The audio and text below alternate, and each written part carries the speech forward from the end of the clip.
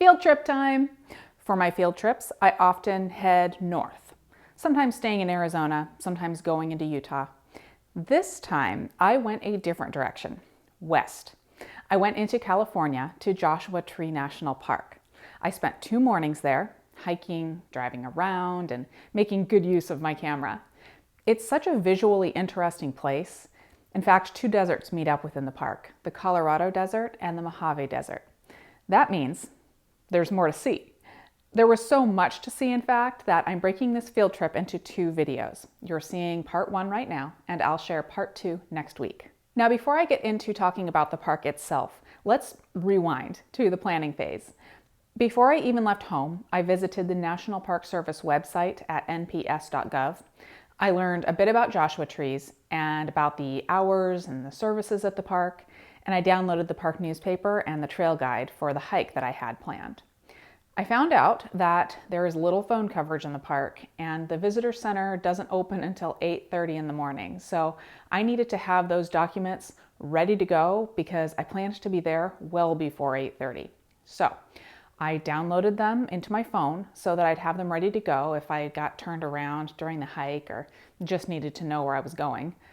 I also found out that there are few services in the park, so I would be safe to pack all of the food and the water that I would need for the day. I feel a little like an advertisement for the Park Service website right now, but honestly, they've built a great resource so that you can be prepared before you get to the park.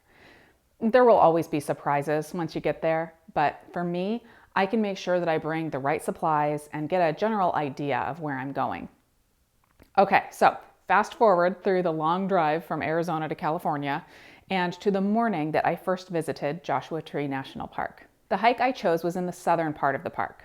It's actually a pretty large park, larger than I expected, at over 800,000 acres. So there are several entrances to choose from. I headed for the south entrance while it was still dark out. Now, things happen. I hung out drinking coffee at the hotel a little too long when my alarm went off at 4 a.m. So rather than heading straight for my hike, I stopped at the Bajada Nature Trail to catch sunrise. I was surprised to be the only person around. It was a beautiful morning and the sunrise was brilliant and fiery. It was certainly a happy accident that I ended up there. Once I was satisfied with sunrise, I headed up to the hike I had planned, the Lost Palms Oasis trail. It took me a bit to figure out exactly where I was supposed to go, but I stopped into the Cottonwood Visitor Center, or really just the parking lot because the visitor center wasn't open yet. I looked at the map that they have posted. I looked at the basic trail map that I had downloaded into my phone, and I found out exactly where I needed to park. Again, I was the only person there. When I got to the parking area at the trailhead, there was actually 1 car in the lot, but I didn't see anybody. I packed up, suited up with my Camelback, which had almost 100 ounces of water in it, plus some snacks and some sunscreen. I had the trail map open on my phone, and I headed down the trail. I was first struck by the big fan palms right at the beginning, and I met these guys who were making a small ruckus up in the trees. They appeared to be having a disagreement. Incidentally, this sign was right next door to the palm stand. I was only a little worried. As I headed down the trail, I felt like I was on a movie set. Everything seemed so clean, and it really did look like an old Western movie. I was relieved to see that the trail was well marked. There were arrows and rocks bordering the path. There were even a couple mile markers too. This trail is an out and back to the Lost Palms Oasis, which I had read is one of the most remote areas of the park, so I was definitely glad to be able to easily follow the trail. It really freed me up to enjoy the view, which was ever changing as you go up and down and twist and turn through the desert. I always love the desert, but spring is a beautiful time. There are so many different types of plants in the desert. Not all of them have colorful blooms, but a lot do, and it really draws your attention to just how many different types there are. In fact, throughout the hike, there are patches of common plants. So I saw that palm stand, and then I was hiking through a ton of Mojave yucca, which were absolutely beautiful and in bloom. Then all of a sudden, I'm weaving in between ocotillo, all green with leaves and the tips red with blooms. It isn't exactly unusual to see a bunch of the same type of plant grouped together.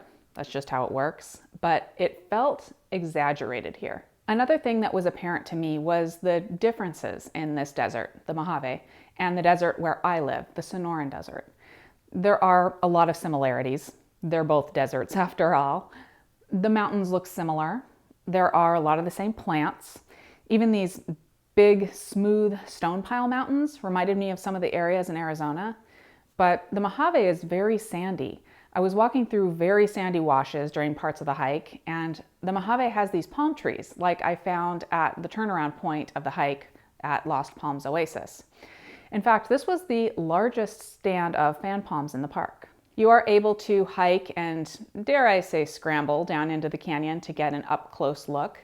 Unfortunately, when I was there, I also got an up-close look at the bees, so I headed back up and out of the canyon pretty quickly. It was really warming up as I headed back the 3.5 miles to the trailhead. This place gets really hot in the summer, so you definitely need to be choosy about the time of year that you visit, especially if you want to hike. This hike is not only fairly long at over 7 miles, but you're hiking up and down varying hills and through the mountains and pushing through sandy washes. I was able to find a little bit of shade to sit down and eat a snack, but there isn't a lot of shade to be found. I did see more people the closer I got to the trailhead. The parking lot was pretty full, and I stopped at the Cottonwood Visitor Center on my way out. It was quite crowded with people, and I only spent enough time to show my National Parks Pass, grab the newspaper and brochure, and get out of there. I'm going to pause here. Let's talk about the name of this park, Joshua Tree National Park. It is named for the trees within it, the Joshua trees. I mentioned a minute ago that I saw lots of different types of plants during my hike. But you know the one thing that I didn't see? Joshua trees. Seriously, not one. I started to think that there was some joke that I didn't understand the punchline, so I decided to head back to the hotel, do a little more research, and go back the next day to hunt for Joshua trees. And that's where I'll end for today. In part 2, I'll tell you about that additional research and share lots more photos of my second day in Joshua Tree National Park. You can subscribe to my channel to make sure that you don't miss it. And in the meantime, you can check out more of my field trip videos in the playlist above. You can also head to SnapChick.com to see one of my favorite photos from my hike. There's a link right to it in the description of this video.